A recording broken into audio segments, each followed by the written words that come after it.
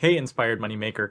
Today we're going to talk about financial literacy, avoiding online scams, and electronic payments. Scammers, beware!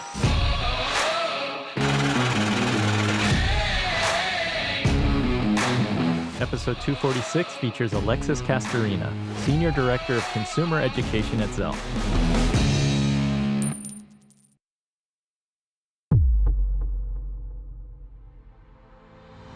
I'll say it again until I'm blue in the face, but only send money to people that you know and trust. If there is a transaction that you want to make, consider using another payment alternative like a credit card, as an example. Many credit cards have buyer protections that are part of that. So peer-to-peer payments like Zelle are not the best to use for people that you aren't already familiar with and have a relationship with. I'm Andy Wong, host of the Inspired Money podcast and financial advisor at Runnymede Capital Management. This episode is brought to you by Seeking Alpha. Seeking Alpha Premium is a subscription service that gets you everything you need to make smarter investing decisions. Whether you have a portfolio of stocks, ETFs, or mutual funds, Seeking Alpha Premium gives you expert market analysis, proprietary quant ratings, unlimited call transcripts and earnings calls, powerful stock screeners, and more. It's quick and easy to link your brokerage account. With Seeking Alpha quant ratings, author ratings, and Wall Street ratings, you'll immediately get a snapshot that tells you which stocks in your portfolio rank well or those that might require attention. Join over 200,000 subscribers today. I have a special for you too. Use the link inspiredmoney.fm/alpha for a 14-day trial. You'll get 50% off by buying the annual plan. It's $179.99, which works out to less than $15 a month. Now, let's get on to the show. Today we have Alexis on the podcast. She's head of consumer education at Zelle, the digital payments service found in 75% of bank apps. She leads Zelle's support of financial education, developing programs to educate consumers on their finances and trending scams. A couple of highlights include a partnership with the Detroit Pistons. For every Pistons block this past season, $25 was donated to Junior Achievement of Southeastern Michigan in support of their financial literacy programming. Zelle also did a Neve Schulman scam campaign earlier this year to educate consumers about trending scams and tips to avoid them via social media. I got to interview Neve about it on Inspired Money, episode 216. Check that out if you haven't yet. In this episode, you'll learn about tips for using Zelle for electronic payments, keeping yourself safe from scammers and cybercrime, and make sure you tune in to the end for advice on dealing with inflation. Now let's get inspired with Alexis Castorina. Alexis, welcome to Inspired Money. I'm so excited to have you on the show. Thanks for having me, Andy. Great to be here. Let's jump right in. What's your earliest childhood memory of money? Oh, geez. My earliest childhood memory of money, it's through the lens of scarcity, actually. My family divorced, my parents divorced when I was 3, and so grew up with a single mom. And one of the early memories I have, it's from a field trip to SeaWorld. And there were parent chaperones there, and they had asked, hey, to my mom, she needs some spending money. And my mom gave a $10 bill. And they're like, oh, that's not going to be enough. And my mom's like, well, I'm sorry. Like, that's all that I have to give. And I just remember feeling like extremely embarrassed and just unsure if I wasn't going to be able to go on the trip. And so the other parents said, don't worry, we'll take care of it. So that stuck with me for all of these years, just the lack. And so that's always kind of been in the back of my mind, just that feeling of scarcity. And that's really kind of where my money story kind of started, was just thinking that there wasn't enough to go around. Yeah, we may hear more about that, but today you're Senior Director of Consumer Education at Zelle. To me, it looks like you've had this career in marketing. How did you get into financial education? Yeah, Well, it's an interesting path, or maybe it is just to me. But I went to college for journalism and went down a public relations track. And when I graduated school, I was a freelance journalist for a bit, and then started off in the nonprofit space doing development and fundraising, and then ended up in the world of digital marketing when it really just started to become more of an investment source for like Fortune 500s, Fortune 1000. So I ended up in digital marketing in the early days, worked for an agency, and then moved into the higher education space, working in a marketing and comms function there. And then I did that for a while, and then went to move on to an early stage ed tech startup. And I was only there for just a few months, and unfortunately was part of some layoffs.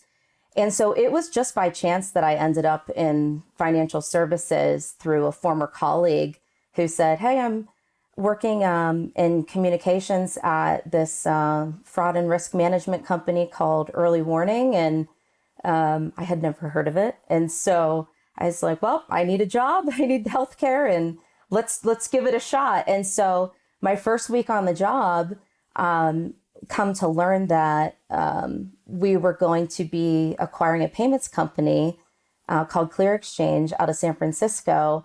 And next thing you knew, I was part of the team that launched Zelle. So it was very much a blessing in disguise, that layoff, because I love the financial services space and I love what I'm doing now.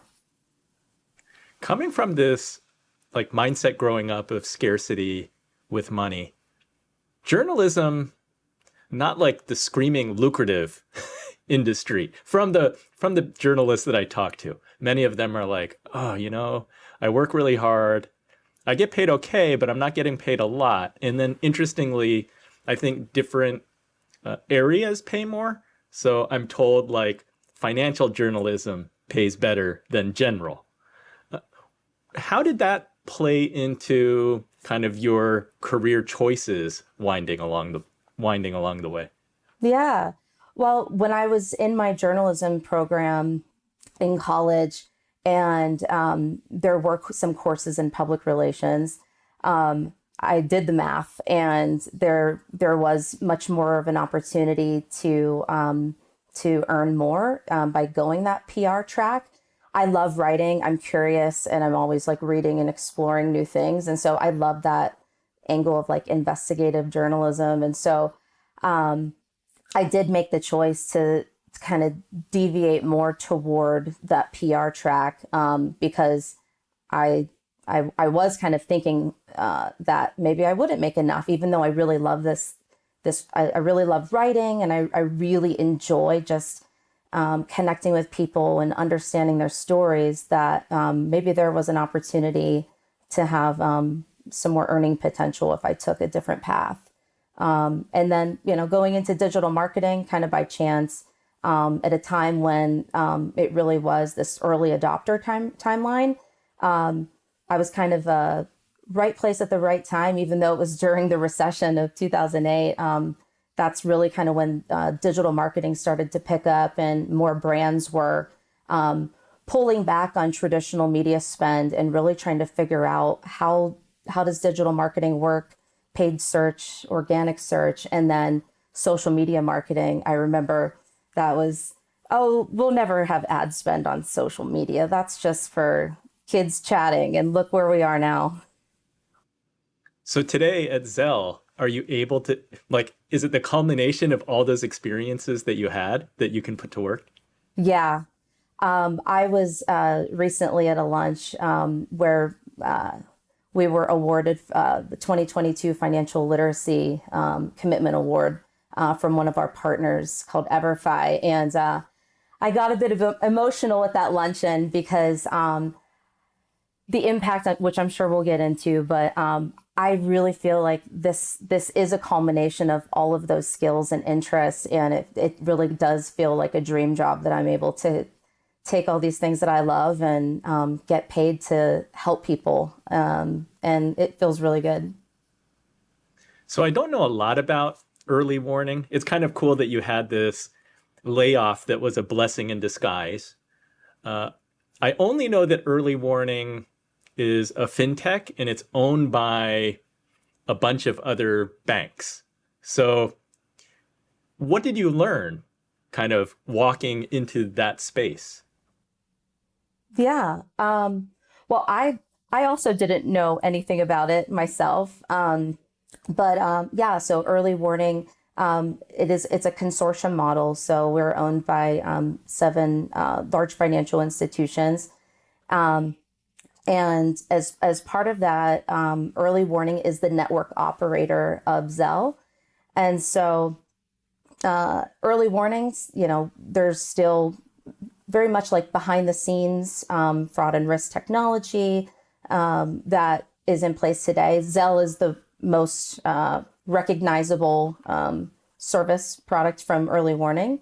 But yeah, we're really helping people through everyday financial situations and scenarios. From when you go into a bank to open up a new account, there's our technology behind the scenes, to the consumer facing brand that you see today that is Zelle.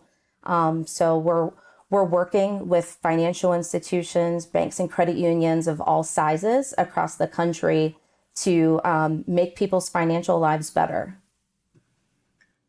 Talk a little bit about the advantages of Zelle, because like as a consumer, for me, it was like PayPal kind of born out of using eBay, and then later on Venmo, Square. But my understanding is that Zelle is the fastest and the cheapest. Yeah, Zelle is an awesome way to send money to friends and family and people that you know and trust. And it's in most banking apps today. So if you go into your banking app, chances are you're going to see Zelle in there. And if it's not, and you're considered out of network, meaning your bank doesn't offer it, you can download the Zelle app and enroll an eligible debit card. So why people are really loving Zelle is it's directly through their bank, and they can send money to friends and family regardless of where they are banking. So it's not just a Wells Fargo to Wells Fargo customer. You can send money to people at different banks. And with Zelle, the money is going directly into the recipient's bank account. So there's no holding account, and that's that speed that's there. It's directly into your account and available to spend as well. So if I take a step back too and look at it through the lens of that scarcity mindset that I'm still trying to abandon, one thing that's really awesome that I love as a use case is if let's say you're a parent of a college student and they're standing in line at the bookstore and they need to buy a book and they don't have enough money in their account. Zelle, with Zelle, that parent can send money to that student, and the money hits their account, and the availability to spend the funds is then and there. So it's great for all types of situations. But one of the things that I like about it is that availability that's fast and able to spend the funds versus waiting a few days for it to settle. That is really important to know that difference. With that like speed of money movement, is there a downside to that you really have to make sure that you're sending it to the right place? Yeah, that's a really great point. Because it is such a fast service, making sure that you're sending money to the correct recipient is of the utmost importance. So if you're sending money to someone new, just because I have Andy's phone number and he says that that's what he's used to enroll with Zelle, I want to double check and just say, Andy, just confirming like this is your phone number. So wanting to avoid those misdirected payments is really critical. A lot of financial institutions will also have an indicator that your contacts are already enrolled with Zelle through a Z icon in your contacts. But yeah, so I say really making sure that you're sending money to someone that you know, someone that you trust, and making sure that you have that recipient's right contact information. And calling or texting to double check is, it's better to know upfront than to, make a mistake like that because the money is going so fast. It's really critical that you know and trust who you're sending to and that you have their information that's correct. This is a slight tangent, but I actually got a phone call on my cell phone one day. And usually, if I don't recognize the number, I don't answer. For some reason, I answered. And the person on the other side said, "Do you know this person?" And the person had actually been a previous guest on Inspired Money. And I said, "Well, I know them. Yes, I do know them." And she said, "I'm calling because I sent a payment and accidentally sent it to this person, and I need to get in touch with them."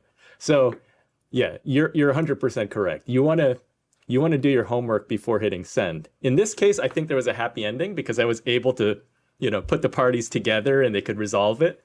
But if not, I think that this woman who was calling me, she called in a panic. So I'm glad that she was able to work that out. So getting back to like the social impact initiatives and the reason why this is a dream job for you. Why does Zelle, what is the motivation to have these financial education and impact initiatives that you're working on? Yeah. Well, as we all know, all of our lives are becoming more and more complex, digitally, financially.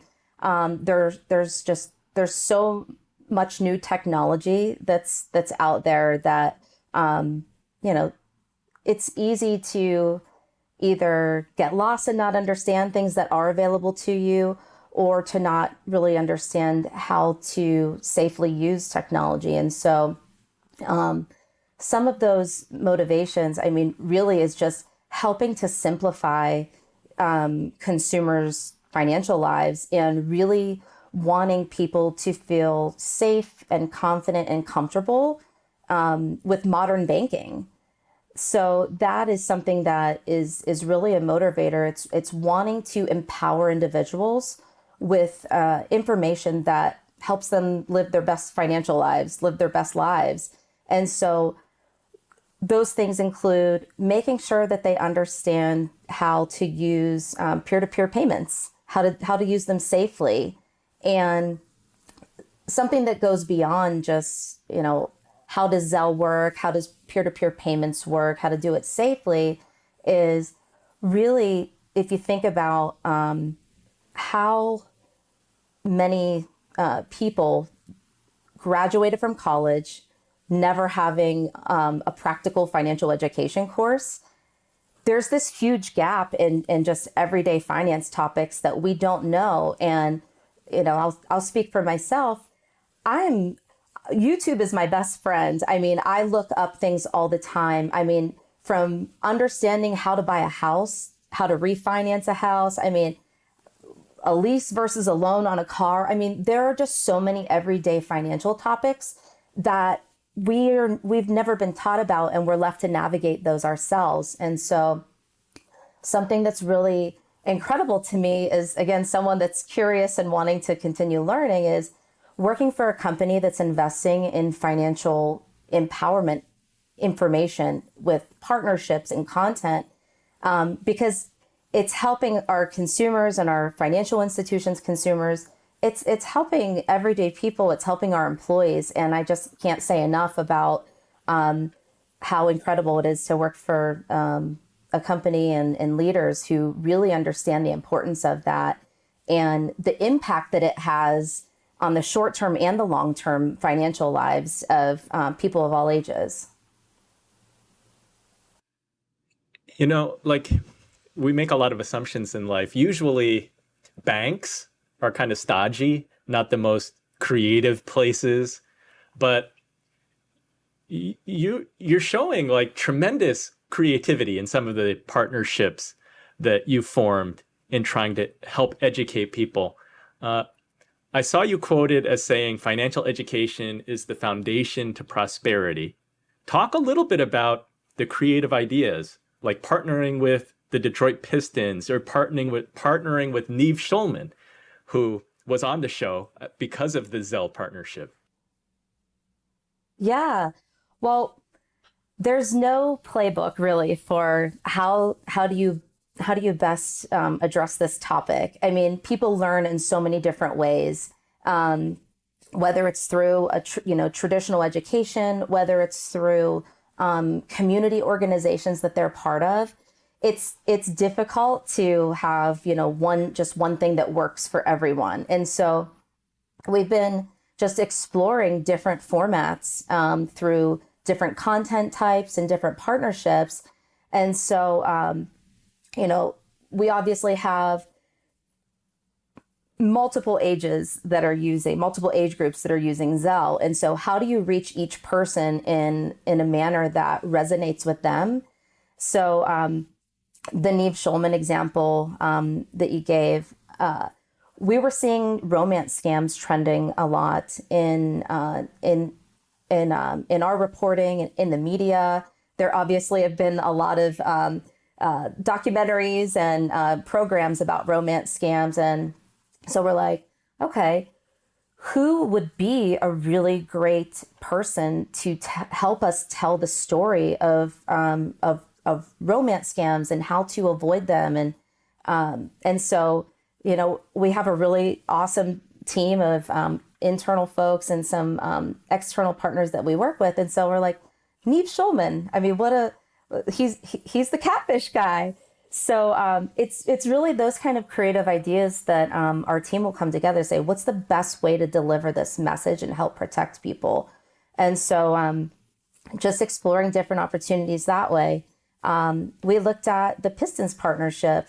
We were looking at data and kind of seeing like where there were financial literacy challenges across the country, and where there were opportunities for us to really lean in and invest in certain communities. And Detroit is such an amazing community. There's so much heart there, and there's a lot of love for the Pistons organization. And so looking at that as an opportunity to say, we have this team that has a lot of grit and heart and soul, and let's partner with them to help tell a story to the Detroit community that's going to lift them up and help them understand how to bank safely, how to invest in themselves and their futures, and why it's so important. And then just another example is a partnership that we did with Vox Media to create a content series called The Science Behind Scams. There's a lot of interest right now in documentaries on Netflix and just these interesting ways to teach and explain things through this like educational / entertaining method, where people love hearing from psychologists and different subject matter experts on certain topics. And we're like, how do we bring that together to help educate folks on the fraud and scams that are out there to be aware of, and the red flags to be able to identify? And how do we do it in a way that's not scary and trying to be too alarmist, but in a way that they're wanting to watch a long form video that's providing some education and entertainment on a really serious topic. And so Vox was the perfect partner to work on an initiative like that with. And we've won a couple of different awards for that content series. We won a Tear Sheet Award for the best B2C content series. And most recently, we won a gold award from the Financial Communication Society. And I think it's just a testament to some of these new innovative and creative ways that we are looking to continue exploring on how to best educate folks. Well, congratulations on those recognitions. tell us what we need to know, because it is scary. Yeah, talk about the science of scams. Sadly, I think that I've reached the point where every time my phone rings, I get more scam calls than calls from actual people that I know. Yeah, I know. Me too. I don't know what that says about us. If it's just we're we're sad and we need more friends, or Yes, if it says I need more friends. I'm the same way. But yeah, some of the things to look out for. I don't answer those phone calls, and you know, it's sad. I don't want to miss an important call, but at the same time, I think we're also hyper vigilant right now and on alert that yeah, we are taking more precautions than maybe we have in the past. And I do think it's a good thing, because these schemes that these scammers and fraudsters have are continually evolving. And so what I think is really important is to stop and slow down, because oftentimes scammers are going to try to create a sense of urgency and make you act quickly on something. And if something doesn't feel right or something seems too good to be true, it probably is. And so allowing yourself time to just pause and not react. And an example of that could be, oh, there's concert tickets that someone's selling online for a sold out show tonight, and someone's offering them at like a really significant discount. That's probably something that's too good to be true. So, and you don't know that person, you don't trust that person. And so really stopping to slow down, because a lot of transactions can be emotional. Like you really want something, you really want to do something, but taking a minute to pause and slow down, I think is a really important point. Something else to keep in mind is, I'll say it again until I'm blue in the face, but only send money to people that you know and trust. If there is a transaction that you want to make, consider using another payment alternative, like a credit card, as an example. Many credit cards have buyer protections that are part of that. So peer-to-peer payments like Zelle are not the best to use for people that you aren't already familiar with and have a relationship with. So that's another thing. Something else that's been coming up that I think is really important to call out is your bank is not going to call you and ask you, or call you and email you for personal information.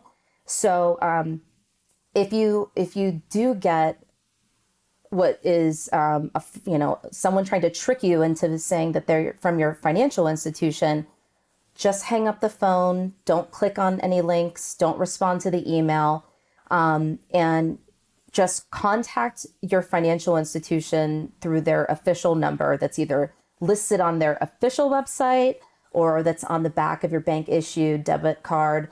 But that's another thing, is just your bank's not going to ask you many of these financial, types of questions. The thing that we also talked about, which is making sure that you're sending money to the correct person so that there's not that opportunity for misdirected payment, and really limiting what you're sharing online, what personal information that you're sharing online. When I talk to, and this goes for multiple age groups, but whenever I talk to some of our high school programs that we have, where we're actually able to do career panels with some kids that have taken a course that we created called Money Moves, Modern Banking and Identity Protection, I always like to say, listen, unless you really think that you're going to be like the next influencer, Kylie Jenner, and amass this huge following, keep your social media settings to private. And, who cares how many followers you have? Make sure you're not accepting, friend requests from strangers. So really limiting what you're sharing on social media, not taking those quizzes to figure out what animal would you be when they're asking you all kinds of personal information. So just really staying vigilant about the information that you're sharing online, and being as private as you possibly can be. And I could go on and on and on, but I'll stop there. because we have a lot of great resources that I can also point to that has more information. I want to know that as you develop some of these programs targeted to different age groups, is it the same foundational lessons, or are there differences when talking to young people versus older people? Or me, I'm the middle-aged guy. I feel like, I'm concerned about my kids. I'm concerned about my parents. And at the same time, I know that I'm not immune myself. I have to have my guard up at all times. Yeah. Yeah, absolutely. I mean, fundamentally, the message is the same. It's understanding how peer-to-peer payments work. So there's very much fundamental product understanding that needs to obviously take place. But some of the ways that you go about talking about digital banking and payment safety really, I think, is better when it's personalized to the experiences that people are having in whatever stage of life that they're in. So as a sandwich generation person like yourself in this kind of middle segment, there are things that are going to be top of mind for us and how we're using payments in our everyday lives, whether it's sending money to our children, helping educate them on how modern finance works, or if it's teaching some of our parents who are aging, who have been in the financial system for a number of years, but are new to digital banking. There are different ways that you can talk about, the same topic with different age segments. So for a younger adult audience, maybe there's more social media campaigns that you're using, looking at influencers that they are really connected with.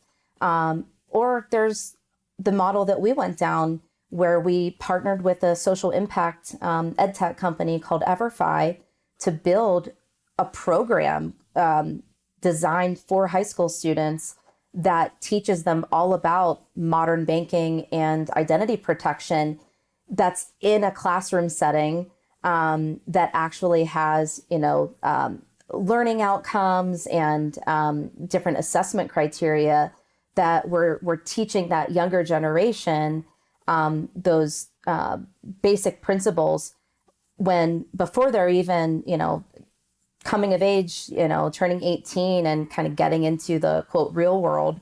We're able to do that at an early age. And something that's really cool about that model, if we go back to how many of us just did not get that financial education in schools, a lot of the kids that are taking this program are then teaching their parents things that they're learning that their parents didn't even know about finance. So it's this, there's always the trickle down effect, but there's the trickle up effect too, which is really incredible to see.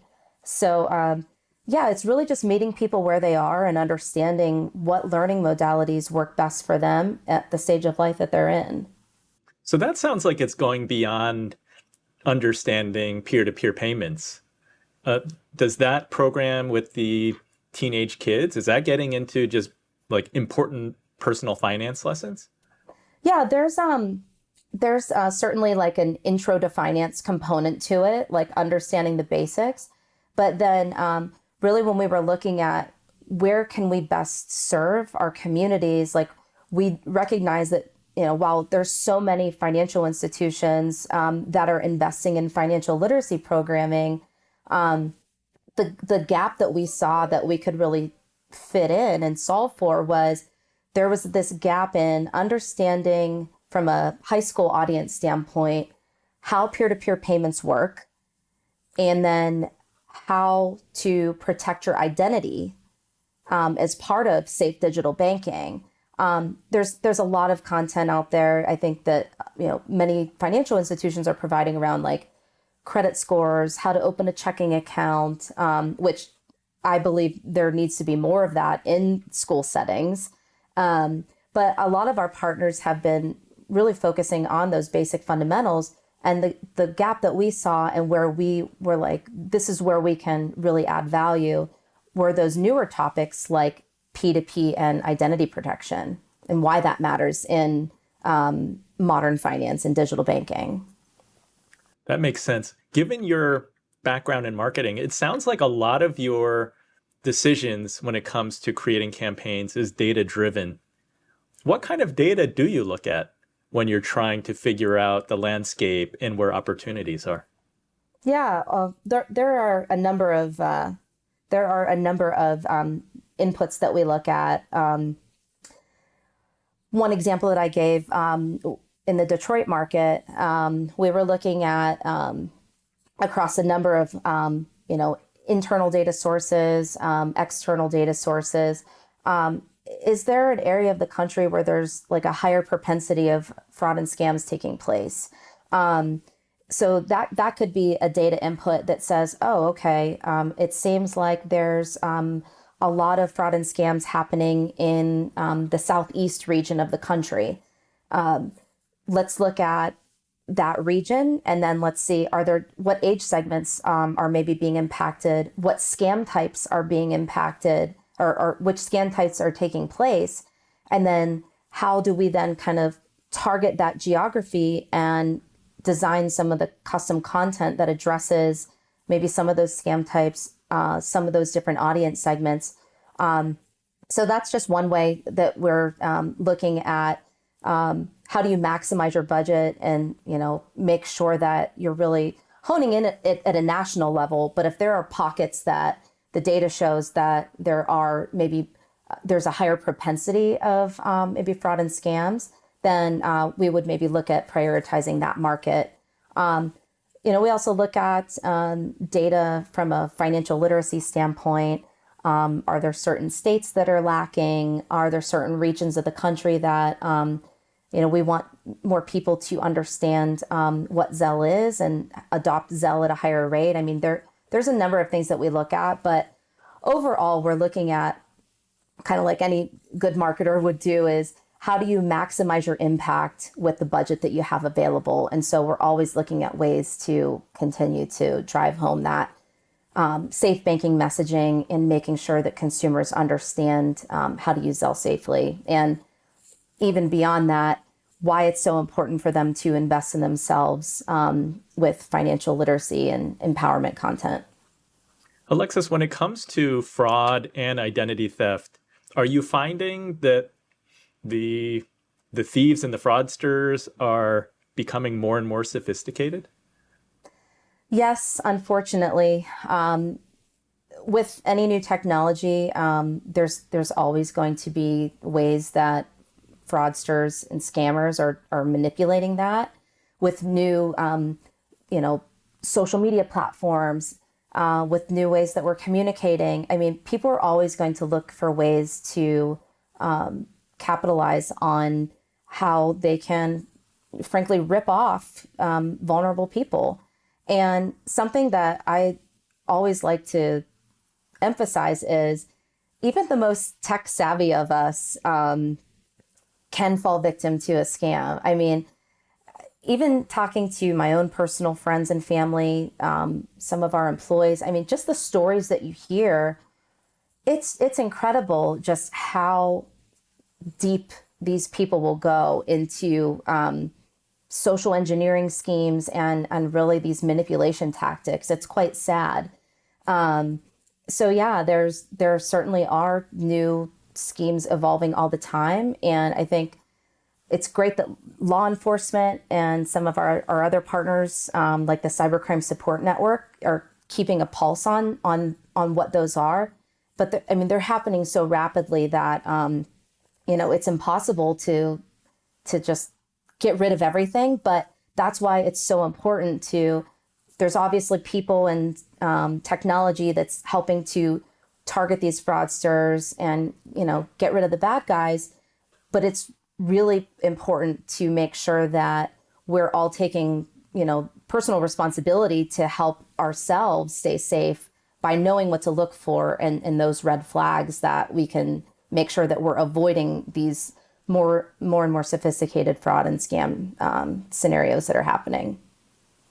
Yeah, you can share with us if you have any examples. I'll share one really quickly. But as a financial advisor, like I've seen that people's email accounts being compromised is a big problem. And the scary thing that I've seen is that the fraudsters, the scammers, are just more sophisticated and more patient. It's not that they're just getting into somebody's email and then, trying to make a withdrawal. They'll wait maybe weeks, and they'll wait for the person to go on vacation. And then during that waiting time, they've been sifting through all the emails, the inbox, the sent box, to identify who is this, who are the banking institutions that this person uses? Who is their financial advisor? Who is their accountant? And then when the person is traveling, that's when they go to work and they'll send me an email saying, oh, I'm traveling. I need to send money for this purchase. It's those things that are crazy, which because of that, as a financial advisor, we have to have policies in place where we're not transferring clients money without having spoken to them on the phone, right? Because we can recognize their voice and we can verify if it's authentic or not. Yeah. Yeah, it's crazy. I mean, phishing schemes and to your point, there is more patience because there's this bigger social engineering plot that they have where they are trying to really understand who you are and your entire persona, so that they can devise schemes that seem very, very real, but certainly aren't legitimate. So I always err on the side of caution, and I will always pick up the phone or just do my due diligence. I told my mom, I said, don't ever click anything. I don't care what it is. Just don't click anything. And I know that sounds so alarmist, but where we're at right now, it's difficult. And, even if you're put your name in for a reservation at a table or something, I'm even afraid to, get those autoresponder texts right now, just that are, your table is ready. It's like, do you want to delay it? I'm like, I don't even want to click anything at this point. But yeah, it really is. It's just kind of stressing just the importance of staying vigilant and making sure that you're using your best judgment. And when in doubt, just don't react, pause, slow down. I love the advice to slow down and take a breath and think about it and not be in a rush.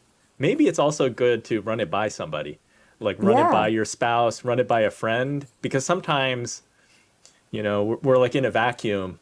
And if you say to somebody, oh, this is what's happening, your friend will tell you, you're being an idiot. That is, you're totally being ripped off. Don't touch that. Yep, I know. Sometimes you need that third party opinion. Yeah. Does this look weird? Exactly.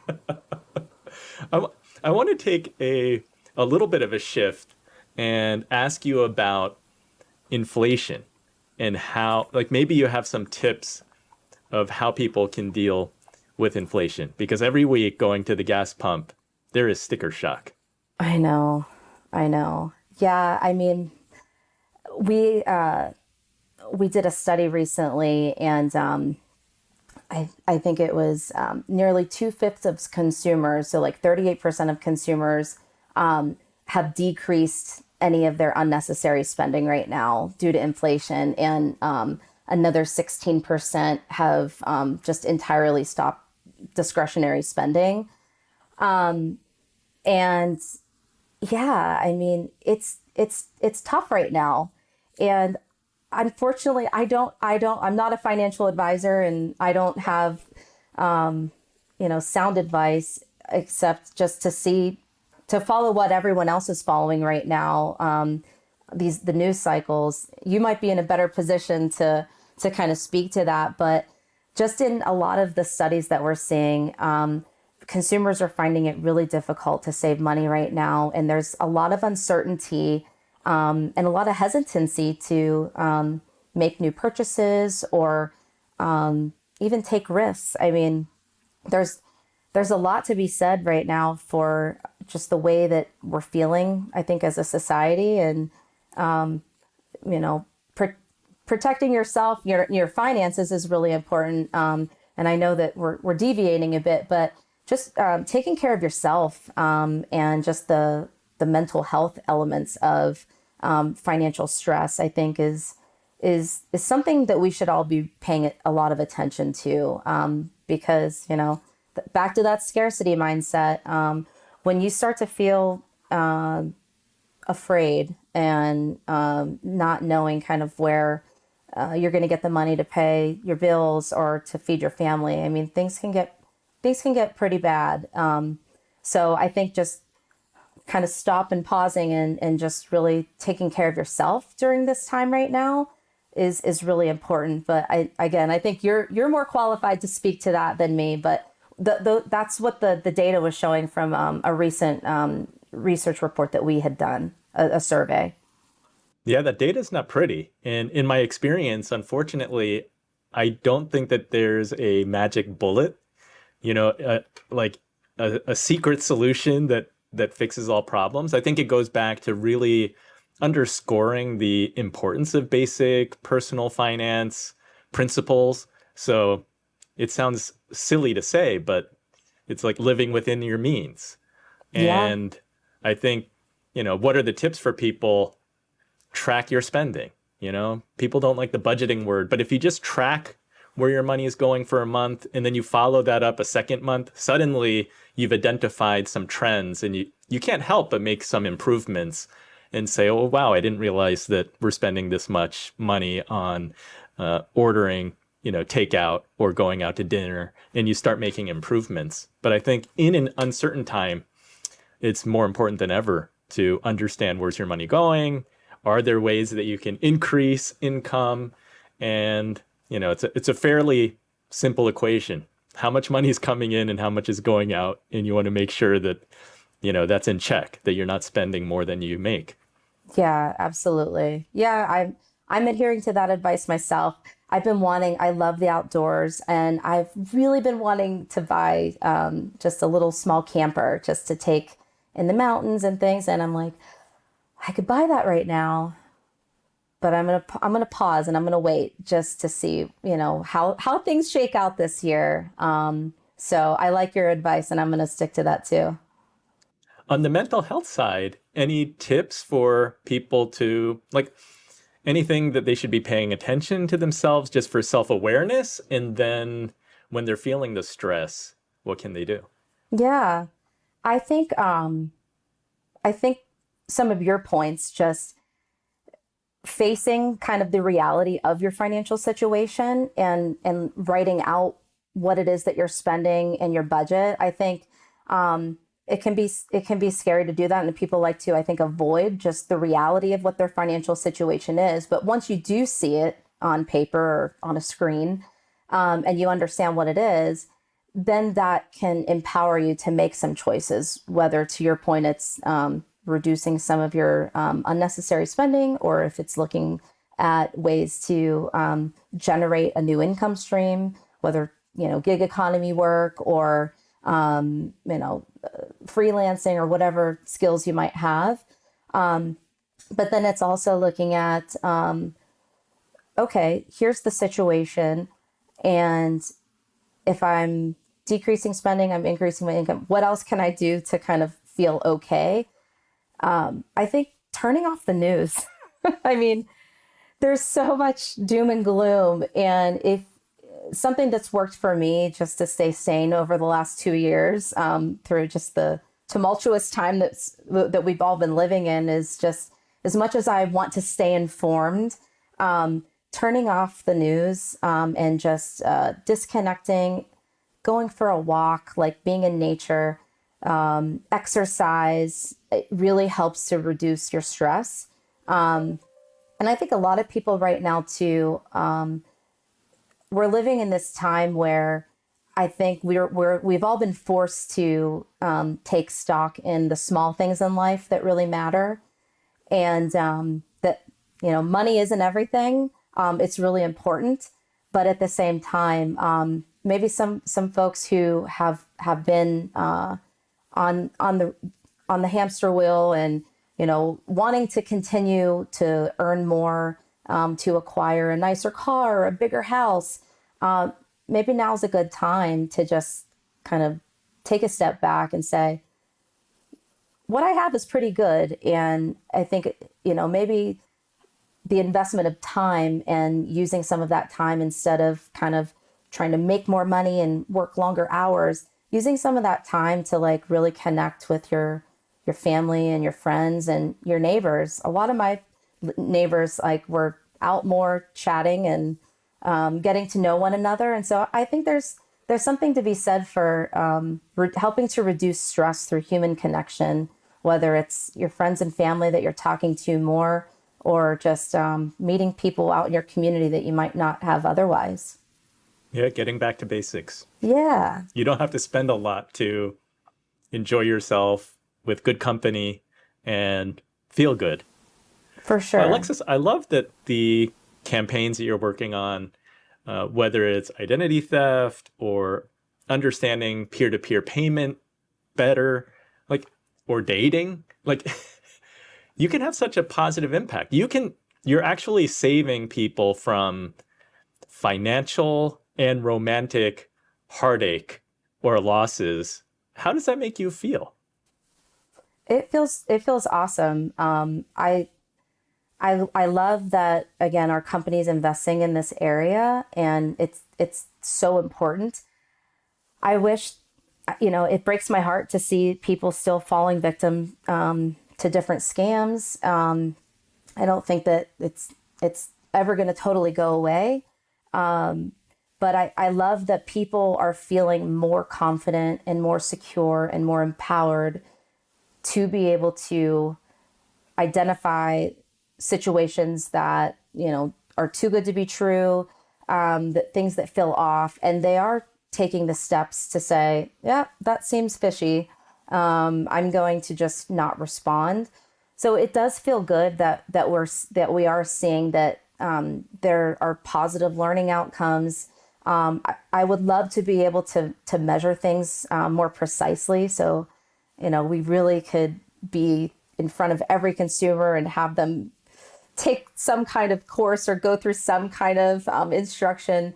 But I think something that's really cool too is your financial institution, your bank and credit union, they're an amazing resource for financial information. And so I would encourage folks to reach out to their bank or credit union and see what resources they have available to help educate and help them understand the topics that are important to them. And we're going to continue doing more in safety education, and definitely want to do that in every state in the country and just beyond. There's a lot that people need to know. And as we talked about, these things are ever evolving. So I think just staying on top of that and having a lot of partners in the space from across the industry, from, banking to cybersecurity, all coming together to share information is going to be really key to continuing to stop the bad guys. Well said. I like to ask all the Inspired Money guests, how do you define success? Well, that's in my personal situation or our company. I mean, It can be either. I think for me, how I define success, it's pretty basic. It's really just kind of a couple of questions like, am I happy? Do I feel fulfilled? Am I making a difference? And so if I can check those boxes, then I feel like I'm pretty successful, and feel really fortunate to be able to have the life that I do, and to be able to have time to do things that I love, like being outdoors and things like that. So success for me is just health and happiness, and having enough means to pay my bills, and kind of getting rid of that old scarcity mindset. But I think having the financial freedom too, it's important because that allows you to do those things that you really enjoy and that bring you joy in your life. And I think success for our company is just going to be continuing to help more people live their best financial lives. and continuing to innovate and just meeting consumers where they are and helping them, have a great life with their friends and family, and understanding how to bank safely and ways that they can use our products in their everyday lives. I saw that you're on the board of Girls in Tech. How does volunteering and giving back to community organizations and nonprofits fit into that idea of happiness? I think public service is really important. And I could get super philosophical, but I think just knowing that there's more to life than just taking care of yourself. And it's really, we're stronger individuals when we're part of strong communities. And so I think just lifting other people up, whether they're in need of financial support, whether they're in need of mentorship, just really giving back to our communities and sharing what we've learned along the ways through trials and tribulations. I think it's just really important to kind of pay it forward in that way. I think having a purpose beyond ourselves really does play into that overall sense of well-being and happiness. So we can be stronger together. I love that. Yes, I love that. Stronger together. So tell the Inspired Money listeners and viewers where they can follow you and learn more. Yeah, absolutely. So I would encourage everyone to visit the Financial Education Center on zellepay.com. So it's zellepay.com, and then there's a tab at the top for Financial Education Center. There's a ton of great content. We have something new that we launched called the Zelle Learning Hub. So that goes beyond payment safety and goes through a number of different topics, like how credit works, how to get funding for a small business, financial caregiving for elderly parents. I mean, there's a ton of lifestyle content that they can check out. So yeah, go to the Zelle Financial Education Center, and a lot of our work is there, and a lot of the resources that we have available. And then, you can follow us on Twitter and Instagram and other social channels as well. Or feel free to connect with me if you're watching this on LinkedIn. Great. I'll have all those links in the show notes, and sounds like great resources, and I'll be diving into them too. Thanks so much, Alexis. Thanks for having me, Andy. So what was your favorite Inspired Money moment? I like how Alexis shared her ongoing shift from a money mindset of scarcity to one of abundance. My favorite Inspired Money moment is her data-driven approach to creating financial literacy campaigns. Be sure to check out the Zelle Learning Hub for more information. If you had a different favorite Inspired Money moment, let me know by leaving a comment or share it in the Inspired Moneymakers Facebook group at inspiredmoney.fm/Facebook. Thank you for tuning in to the end. Be sure to subscribe to my email that goes out every 2 weeks. The Runnymede Capital investment team highlights data, news, and events that we think are worth sharing. Go to inspiredmoney.fm/newsletter. Thank you for joining me on this mission. Have an inspired week and do something that scares you, because that's where the magic happens.